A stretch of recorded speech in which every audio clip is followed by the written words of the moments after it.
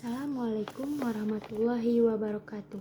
Saya Sarah Maulida dari Fakultas Ekonomi Bisnis dan Islam dengan jurusan Ekonomi Syariah. Di sini saya akan menyampaikan kasus tentang korupsi pengadaan barang dan jasa. KPK menahan Direktur Prakarsa Nusa Bakti periode 2012 sampai 2016. Roberto Pengasian Lumbal Gaul ataupun RPLG. Roberto ditahan sebagai tersangka kasus dugaan korupsi pengadaan barang dan jasa di lingkungan PT Sigma Cipta Caraka. Ia ditetapkan tersangka bersama pegawai EKS PT Prakarsa Nusa Bakti Afrian Jafar. Untuk tersangka RPGL dan tersangka AJ ditahan pada tanggal 10 Januari 2025. Asep mengatakan sebelum menahan dua tersangka tersebut, pihaknya telah menahan satu tersangka lain, yaitu Imran Mumtaz, pada tanggal 8 Januari lalu. Akibat kasus tersebut, negara ditaksir mengalami kerugian mencapai lebih dari 200 miliar. Bahwa hasil perhitungan BPKP didapatkan kerugian negara pada pekerjaan pembelian server dan steroraga oleh PT PNB kepada PT SCC pada tahun 2017. PT SCC ini yaitu sebesar lebih dari 280 miliar. Atas perbuatan para tersangka diduga telah melanggar pasal sebagaimana dimaksud pada pasal 2 ayat 1 atau pasal 3 Undang-Undang Nomor 31 Tahun 1999 tentang pemberantasan tindak pidana korupsi sebagaimana telah diubah dengan Undang-Undang Nomor 20 Tahun 2001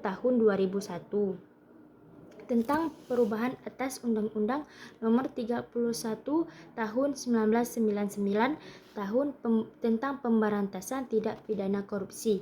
Pasal 55 ayat 1 Kitab 1 Undang-Undang Hukum Pidana. Di sini saya akan menyampaikan video yang mana disampaikan oleh oleh Bapak Asep Guntur Rahayu, Direktur Penyelidikan KPK.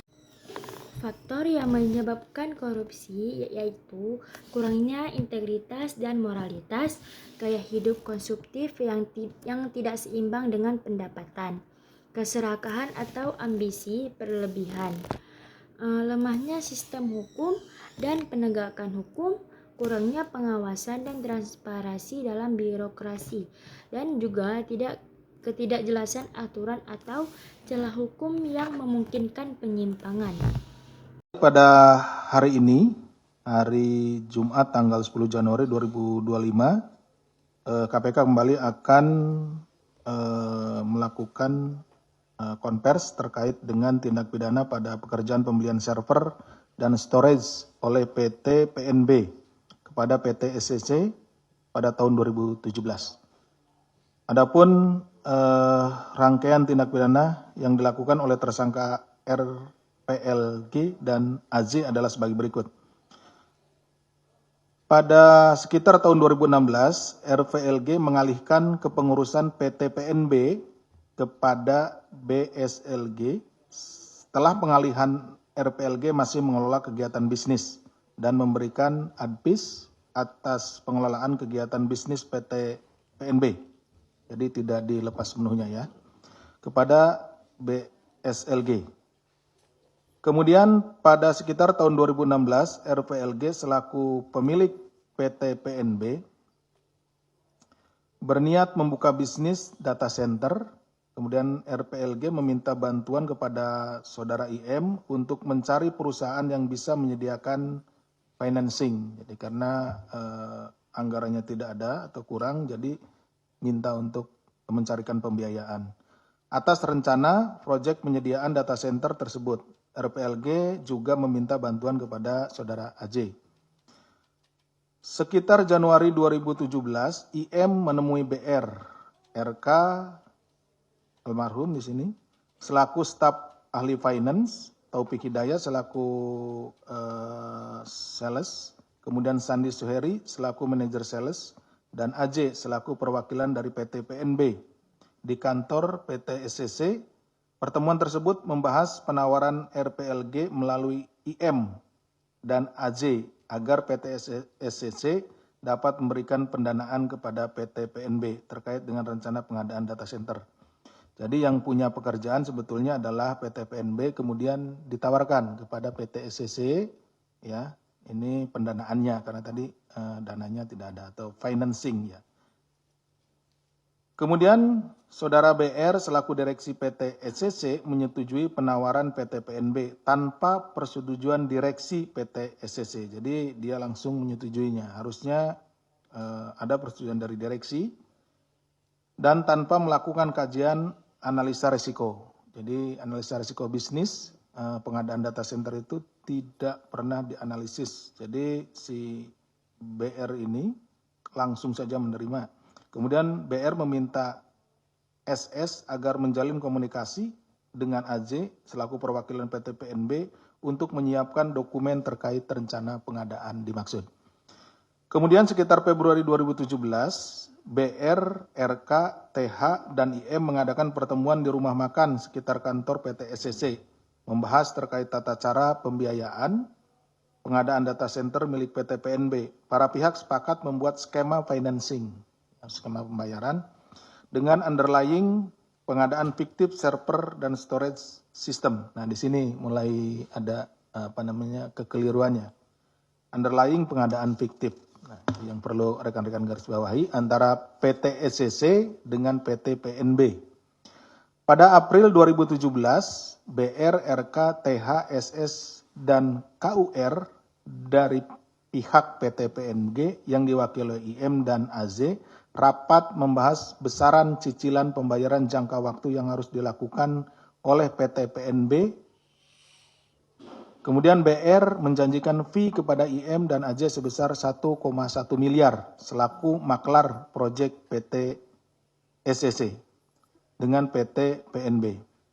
Bahwa sekitar April 2017, BR dan RK meminta bantuan kepada TSL selaku Direktur PT GRC agar menyiapkan perusahaannya sebagai perusahaan penampungan dana yang untuk selanjutnya dana tersebut diberikan kepada PT PNB dalam rangka tujuannya rekayasa finansial dengan kedok pengadaan server dan storage system. Bahwa pada awal Juni 2017, AJ memberitahu kepada RPLG bahwa direksi PT SCC sudah menyetujui untuk menurunkan nilai pembayaran per terminnya dengan total 9 termin. Jadi akan diberikan pembayaran itu dalam tempo 9 kali ya, 9 termin. Kemudian sekitar Juni 2017, JA menyetujui dan menandatangani beberapa dokumen dengan tanggal yang telah disesuaikan. Jadi tanggalnya backdate ya, tanggal mundur setelah disesuaikan sehingga terlihat ini prosesnya benar gitu ya. Dokumen tersebut adalah perjanjian kerjasama antara PT SCC dan PT PNB tentang proyek pengadaan server dan sistem storage senilai 266.327.613.241 rupiah yang tertanggal 31 Januari 2017. Padahal ini dibuatnya Juni 2017. Kemudian surat penetapan PT GRC sebagai mitra pelaksana untuk pekerjaan server dan sistem storage yang tertanggal 3 Februari 2017. Kembali lagi, ini dibuatnya di bulan Juni 2017. Dokumen selanjutnya adalah perjanjian kerjasama antara PT SCC dan PT GRC tanggal 3 Februari 2017 yang dipecah menjadi 2 buah kontrak. Nah, ini kontraknya pun tertanggal mundur. Kontrak pertama, perjanjian pengadaan perangkat sistem storage area network dengan nilai 109.219.727.700 rupiah.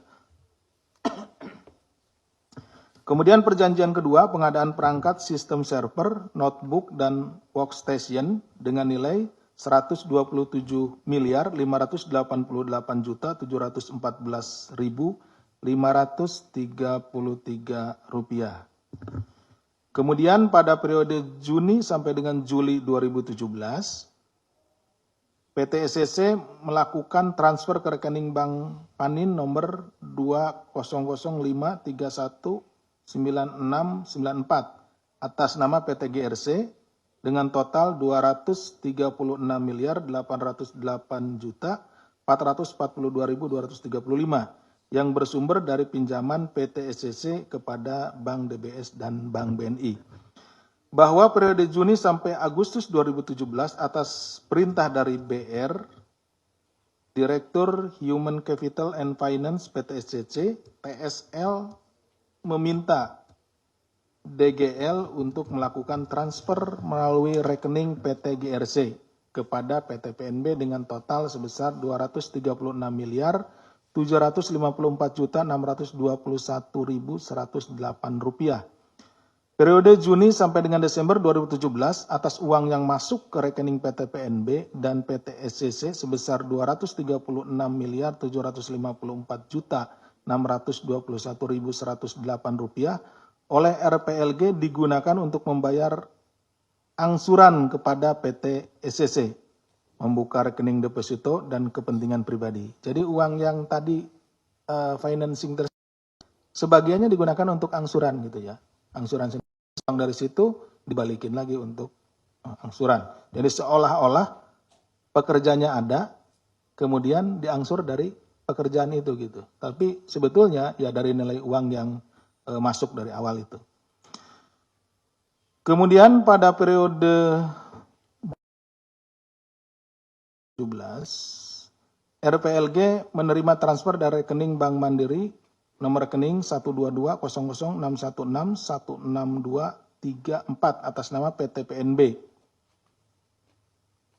Rekening tersebut dikuasai oleh saudara RPLG dengan rincian sebagai berikut. Tanggal 19 Juni 2017 sebesar 21.700.157.850 rupiah.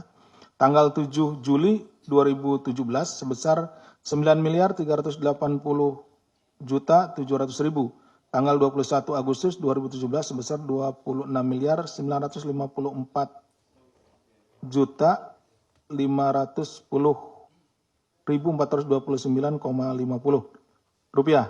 Uang transfer masuk selanjutnya oleh RPLG dipergunakan untuk keperluan pribadi dan penempatan deposito. Jadi seharusnya uang yang masuk tadi itu kan untuk financing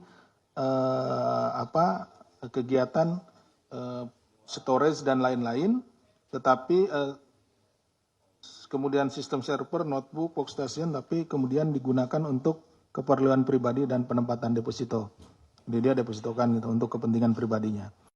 Untuk pekerjaan pembelian server storage oleh PT PNB kepada PT SCC pada tahun 2017, PT SCC melakukan pinjaman di 3 bank. Jadi SCC ini yang memfinancing ya, yang mendanai PT PNB ini juga dia pinjam juga gitu ya. Juga dengan nilai pinjaman antara lain Bank DBS sebesar 84.040 juta rupiah, Bank BNI 204.160.275.185 dari pokok pinjaman sebesar 172.220 juta. Sumber dana pelunasan kepada Bank BNI dan pinjaman dari Bank HSBC sebesar 90.500 juta rupiah. Hasil dari perhitungan BPKP didapatkan kerugian negara pada pekerjaan pembelian server dan storage oleh PT PNB pada PT SCC pada tahun 2017 PT SCC yaitu sebesar lebih dari 280 miliar rupiah.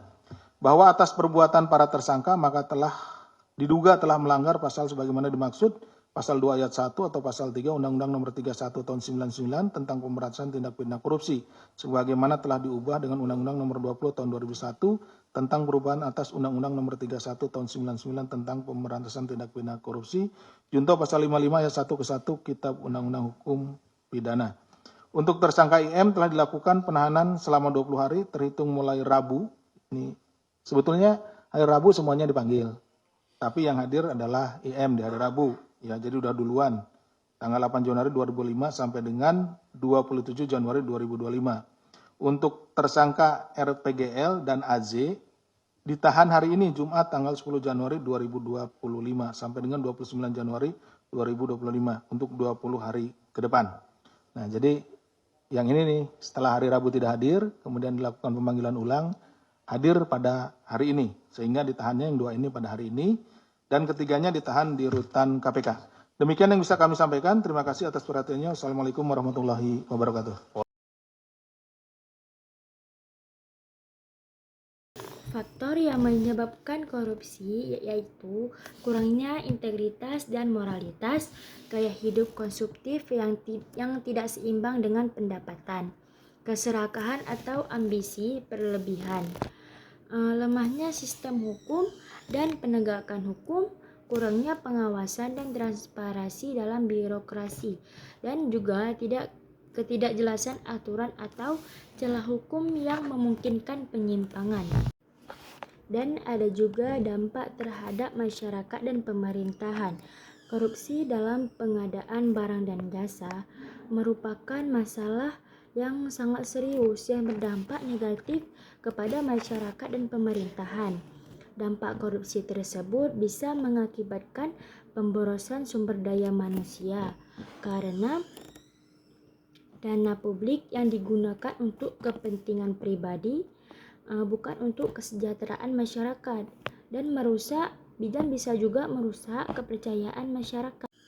Dan selanjutnya ada solusi ataupun upaya untuk pencegahan korupsi dalam pengadaan barang dan jasa, ialah meningkatkan pengawasan terhadap proses pengadaan tersebut, memperkuat lembaga anti korupsi seperti KPK dengan memberikan kewenangan yang cukup untuk menyelidiki dan menindak pelaku korupsi, dan juga memberikan hukuman berat tanpa pandang bulu kepada pelaku korupsi. Sekian penyampaian kasus dari saya.